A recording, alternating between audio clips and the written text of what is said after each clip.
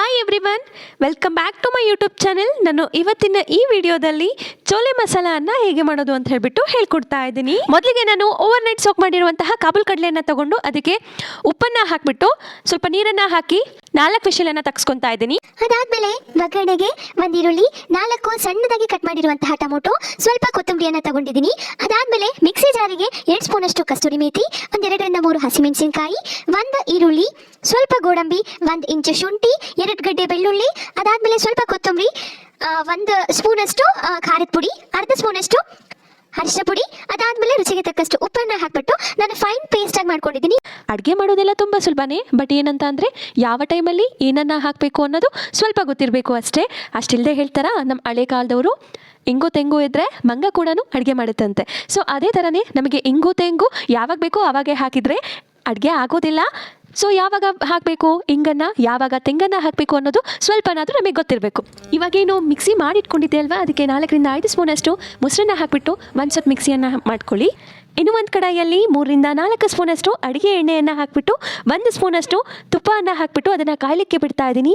ಕಾದ್ಮೇಲೆ 1 spoon ಅಷ್ಟು ಶಾಜೀರಾ, ನಾನೇನು ಸಣ್ಣಗೆ ಕಟ್ ಮಾಡಿ ಇಟ್ಕೊಂಡಿದ್ದೆ ಅಲ್ವಾ 4 ಟೊಮೊಟೊಗಳನ್ನು, ಆ ಟೊಮೊಟೊವನ್ನು ಹಾಕಿಬಿಟ್ಟು ಆ ಟೊಮೊಟೊ ಸಾಫ್ಟ್ ಆಗಬೇಕು ಅಲ್ಲಿವರೆಗೂ ಕೂಡ ನಾನು ಬೇಯಿಸ್ಕೊತಾ ಇದ್ದೀನಿ. ಟೊಮೊಟೊ ಎಲ್ಲ ಸಾಫ್ಟ್ ಆಗಿದ್ದಾದ್ಮೇಲೆ ನಾನೇನು ಮಿಕ್ಸಿಯಲ್ಲಿ ಗ್ರೈಂಡ್ ಮಾಡಿ ಇಟ್ಕೊಂಡಿದ್ದೆ ಅಲ್ವಾ, ಆ ಮಸಾಲೆಯನ್ನ ಇದಕ್ಕೆ ಹಾಕಿ 1 2 ರಿಂದ 3 ನಿಮಿಷಗಳ ಕಾಲ ಆ ಮಸಾಲೆಯನ್ನ ಬೇಯಿಸ್ಕೊತಾ ಇದ್ದೀನಿ.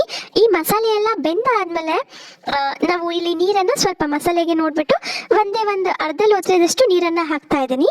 ಅದಾದ್ಮೇಲೆ ನಾನೇನು ಬೇಯಿಸಿ ಇಟ್ಕೊಂಡಿದ್ದೆ ಅಲ್ವಾ, ಆ ಬೇಯಿಸಿಟ್ಟಿರುವಂತಹ ಕಾಬೂಲ್ ಕಡಲೆ ಬೀಜನ ಇದಕ್ಕೆ ಹಾಕಿಬಿಟ್ಟು ಚೆನ್ನಾಗಿ ಮಸಾಲೆಯಲ್ಲಿ ಕೈ ಆಡ್ಕೊತಾ ಇದ್ದೀನಿ. ಇಲ್ಲಿ ನಾನು ನೀರನ್ನು ಯಾವುದೇ ಕಾರಣಕ್ಕೂ ಬಸ್ದಿಲ್ಲ, ಯಾಕಂದರೆ ಅದು ಚೆನ್ನಾಗಿರುತ್ತೆ ಅಂತಲೇ ಹೇಳ್ಬೋದು. ಇದು ಬರ್ತಾ ಬರ್ತಾ ಇನ್ನೂ ಗಟ್ಟಿ ಆಗುತ್ತೆ, ಅದಕ್ಕೋಸ್ಕರ ಕಾಬೂಲ್ ಕಡಲೆ ಬೇಯಿಸೋಕೆ ಇಟ್ಕೊಂಡಿರುವಂತಹ ನೀರನ್ನು ಕೂಡ ಹಾಕ್ತಾ ಇದ್ದೀನಿ.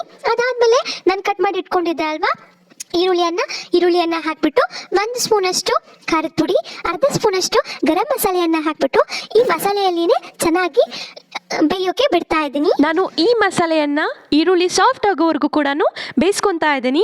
ಬೇಯಿಸ್ಕೊಳ್ಳೋಕ್ಕೆ ಬಿಟ್ಟು ಅದಾದಮೇಲೆ ಮಧ್ಯಕ್ಕೆ ನಾನು ಕೈ ಆಡ್ತಾ ಇದ್ದೀನಿ ಈ ಮಸಾಲೆಯನ್ನು. ನಮ್ಮ ಹತ್ರ ಏನಾದರೂ ಕ್ರೀಮ್ ಇದ್ದರೆ ಕ್ರೀಮನ್ನು ಕೂಡ ಹಾಕೋಬೋದು, ಹಾಲಿನ ಕೆನೆ ಇದ್ದರೆ ಹಾಲಿನ ಕೆನೆ ಆದ್ರೂ ಹಾಕೋಬೋದು. ನಾನು ಇಲ್ಲಿ ಆ ಕ್ಲಿಪ್ ಮಿಸ್ ಆಗಿ ಹೋಗ್ಬಿಟ್ಟಿದೆ, ನನ್ನ ಹತ್ರ ಹಾಲಿನ ಕೆನೆ ಇತ್ತು, ಹಾಲಿನ ಕೆನೆಯನ್ನೇ ಹಾಕಿದ್ದೀನಿ. ಹಾಲಿನ ಕೆನೆಯನ್ನು ಹಾಕಿಬಿಟ್ಟು 2 ನಿಮಿಷದಷ್ಟು ಬೇಯಿಸ್ಕೊಂಡು ಅದಾದಮೇಲೆ ಲಿಡ್ಡನ್ನು ಕ್ಲೋಸ್ ಮಾಡಿ ಗ್ಯಾಸ್ ಸ್ಟವನ್ನು ಆಫ್ ಮಾಡಿಟ್ರೆ ಸೊ ಫೈನಲಿ ಹೀಗೆ ಕಾಣಿಸ್ತಾ ಇದೆ ಚೆನ್ನ ಮಸಾಲೆ. ಸೊ ತುಂಬ ಅಂದರೆ ತುಂಬ ಕ್ರೀಮಿಯಾಗಿ, ತುಂಬ ಅಂದರೆ ತುಂಬ ಟೇಸ್ಟಿಯಾಗಿತ್ತು. ಇದನ್ನು ನಾವು ಚಪಾತಿ ಜೊತೆಗೆ ಬೇಕಾದರೂ ತಿನ್ಬೋದು, ಪೂರಿ ಜೊತೆಗೆ ಬೇಕಾದರೂ ತಿನ್ಬೋದು. ಇದನ್ನು ನೀವು ಮಸ್ಟ್ ಟ್ರೈ ಅಂತಲೇ ಹೇಳ್ತೀನಿ, ಅಷ್ಟು ಬೊಂಬಟ್ಟಾಗಿತ್ತು. ಈ ಚೆನ್ನ ಮಸಾಲ ನಮ್ಮ ಮನೇಲಿ ಎಲ್ರಿಗೂ ಫೇವ್ರೇಟ್ ಅಂತಲೇ ಹೇಳ್ಬೋದು, ಅಷ್ಟು ಸೂಪರ್ ಆಗಿತ್ತು. ಸೊ ರನ್ನಿಂಗ್ ಸಕ್ಸಸ್ಫುಲಿ ಅಂತಲೇ ಹೇಳ್ಬೋದು. ನೀವು ಕೂಡ ಟ್ರೈ ಮಾಡಿ.